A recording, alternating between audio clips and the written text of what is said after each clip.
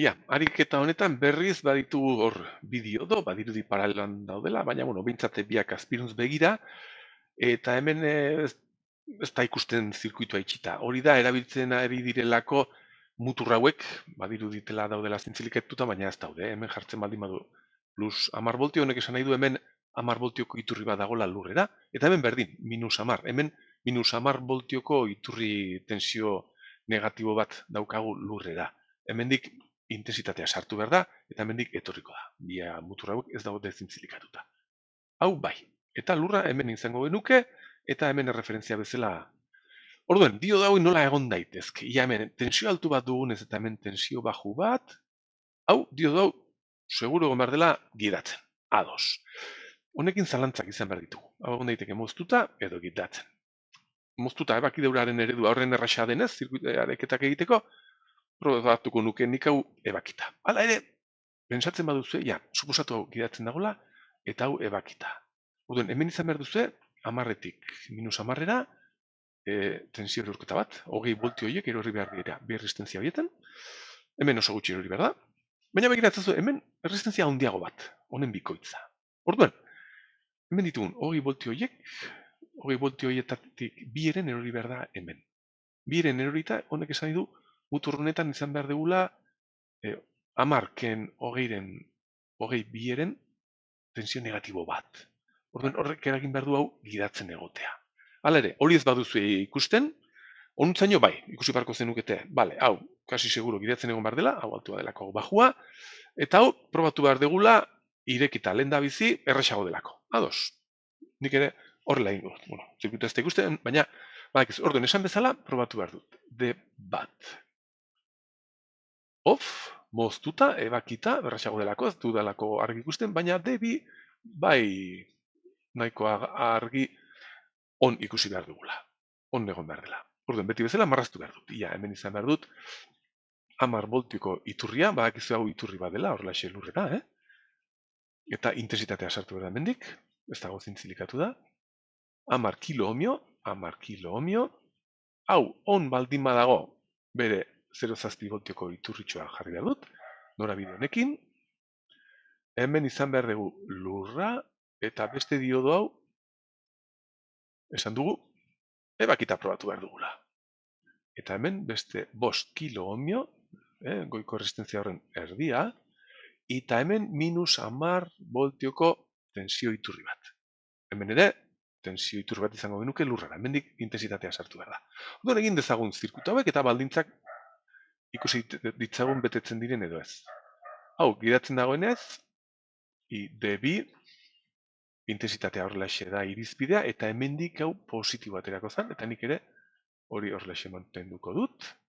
Eta beste honen bere tensioa ipurdia, ken muturra horrelaxe izango zen irizpidea, oso garrantzitsuak, horatzen duzen bezala, eta hau 0,7 baino txikiago aterako da. Bueno, ni hasi behar naiz hemen zirkuito hau egiten. Hemen, maila bakarra daukagu ikusten duzuenez, hau zintzilikatuta dago, maila bakarra, eta intensitate hau I-D-B hemendik pasatu behar da. Beraz, hemen Kirchhoff egin beharrean, intensitateen Kirchhoff egin behar dudana da hause. Egin behar dut tensioen metodoa. Kirchhoffen tensioen legea erabili behar dut. Orduan, hasi behar naiz hemen dik gizontxoarekin eta legatu behar naiz onutza lurrara. Orduan, hemendik etortzen behar naiz lurretik. Gizontxoekin hemen izan behar dut 10 voltiko iturri bat, beraz hori igo egiten da. Eta gero guzti hauek erori egin behar dira. Beraz, berdintasunaren bestalderan jarri behar ditut. Izan behar dut I-D-B bider 10 kilo ohmio, erortzen, beraz hemen, gehi hau ere erori egiten da, plus minus horrelaxe dagolako, eta hemendik etorrita hori erori egiten da, 0,7, hemen ere bai erori egin behar da, plus minusa, I-D-B bider 5 kilo ohmio, eta hemen izan behar dut, hau da, iturri bat horrelaxe, erortzen dela minus 10 balioarekin. Beraz, erortzen da hemen, baina bere balioa da minus 10. Ados, gauzatxo horiekin kontuz. Bai, hau ondo, hau ezabatu behar dut. Bale, hau izango dan, maila metodoa erabilita, Kirchhoffen tensioen legea erabilita, ekuazio berria eta ikustazue bakarrik, ez ezagun bakarra ID daukagu. Orduan hemen izan behar dugu. Hau pasatzen da hau da negatibo, nutza hogei, pasatuko zen, hogei ken 0,7 19,3 berdin ID bi bider errestentzia hauen batura. 10 kilomio, bost kilomio, 15 kilo ohmio. Ez ba, hemen ditugu denak. Beraz, ID bi, begiratzaz ez erraxa geratu den, izan behar da. 19,3 voltio zati 15 kilo ohmio. Eta hau ateratzen zait, 19,3 zati 15 mila, berdin, 1,29 miliamper. 1,29 miliamper. Eta horixe da ID bi positibo ateratzen dela, beraz, hau honen suposizioa dela, hau, hau ondo atera da. Begiratu ezagun orain beste dioda. ID bi kalkulatu dugu, orain kalkulatu beharko dugu nodo honen tensioa, ikustazue, diodo honen tensio irizpidea ikusteko, egiaztatzeko. Orduan, nola kalkulatu ezakegu VA? Hau, hemen ere jarraitu behar du tensioen bideak jarraituz, eta egin behar duena da, hartu behar du nire gizontxoa, hemendik hasi behar naiz, hori dago minus 10-era, VA izan behar da, hemendik hasita minus 10, eta gero etorri behar naiz onutzaino. Eta onutzaino elegatzeko begiratzen igo egiten da, beraz batu tensio hau, hemen erortzen den tensioa. Eta hor erortzen da intensitatea, ID bi, pasatzen dela guzti hortatik, 1,29 miliamper, bider erresistentzia honen balioa, bider 5, bider 10 ber 3, 5 kilomio. Eta hau izan behar da, hau honekin badua, eta kalkuladorarekin egin beharko dugu, 5 bider hau, 5 bider 1,29, 6,45 minus 10 berdin, minus 3,55 voltio. Bale? Eta hori da hemen daukaguna. Minus 3,55 voltio. Daukagu, balio. Orain egiaztatu ezagun diodo honen irizpidea betetzen den edo ez. VD bat, moztuta egoteko bere tensioa, bere diodaren tensioa, hau, ken hau, 0, ken nodo honen tensioa, minus 3,55, zen bada, hau da positibo, plus 3,55. Hau izan berko zen 0,7 voltio baino txikiagoa, eta ez da betetzen, not ok. Beraz, hau not ok. Orduan diodo hau ez dago moztuta. Diodoa egon behar da, ziurrenik, horren bajua denez, hau ere gidatzen. Orduan hori probatu behar dut. Suposatu behar dut orain, D bat dagoela on, hau, eta D2 ere bai on, horregin dugun bezala. Hemen txemarraztu du zirkuitoa berriz. Urun dugu nahi pixkatxo bat. Guazen, hemen digazita, 10 voltio, hemen 10 kilo ohmio, 10 K, hemen D2 gidatzen, 0,7 voltio norabide honekin, azpiruntz. Hemen ere bai D bat gidatzen, hau gidatzen honein, hemen, 0,7 voltio ere bai, eta hemen izango genuke lurra, eta hemen beste erresistentzia, 5 kilo ohmioko erresistentzia minus 10 voltioko iturri ontara. 5 K. Hemen txe daukagu. Baliokideak, eta orduen hemen egiaztatu beharko dugu. ID2 hemen izan behar dugula, irizpide honekin. Eta hau, gidatzen baldin badago, ID bat horrela sartu beharko zaio, goitik, ID bat, orduen hori mantendu behar dut nire analizian, ID bat, hemen goian, positiboak atera beharko dira analizi honetan, ebazpen honetan. Orduan, hemen daukat maila bat, ID batekin. Hemen daukat beste bat, ID birekin. Biak elkartzen dira hemen, eta Kirchhoff dela eta elkartu behar dira, adibidez, I azpi iru. ID bat, ID bi, eta I azpi iru. Venga, hasi gaitezen gure analiziarekin. Betiko prozedurarekin. Hemen minus 10. Hemen nodo hontan ze tensio daukat. Orain ezagutzen dut, begiratzazue.